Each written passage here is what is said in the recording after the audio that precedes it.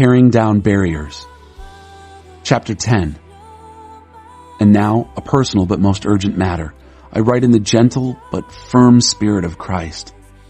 I hear that I'm being painted as cringing and wishy-washy when I'm with you, but harsh and demanding when at a safe distance writing letters. Please, don't force me to take a hard line when I'm present with you. Don't think that I'll hesitate a single minute to stand up to those who say I'm an unprincipled opportunist. Then they'll have to eat their words. The world is unprincipled. It's dog-eat-dog out there. The world doesn't fight fair, but we don't live or fight our battles that way. Never have and never will. The tools of our trade aren't for marketing or manipulation, but they are for demolishing that entire massively corrupt culture.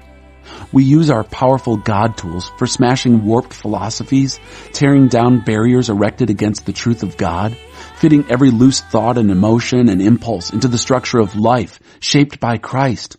Our tools are ready at hand for clearing the ground of every obstruction and building lives of obedience into maturity.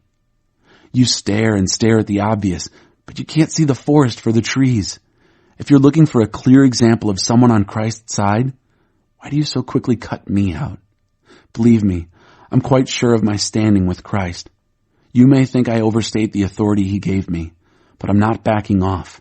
Every bit of my commitment is for the purpose of building you up, after all, not tearing you down. And what's this talk about me bullying you with my letters? His letters are brawny and potent, but in person he's a weakling and mumbles when he talks. Such talk won't survive scrutiny. What we write when away, we do when present.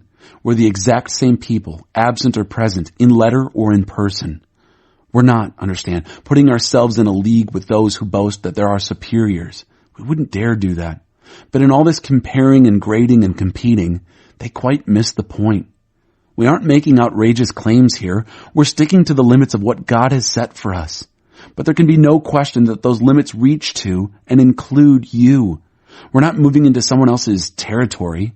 We were already there with you, weren't we? We were the first ones to get there with the message of Christ, right? So how can there be any question of overstepping our bounds by writing or visiting you?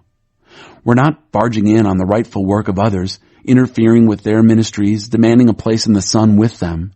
What we're hoping for is that as your lives grow in faith, you'll play a part with our expanding work. And we'll all still be within the limits God sets as we proclaim the message in countries beyond Corinth.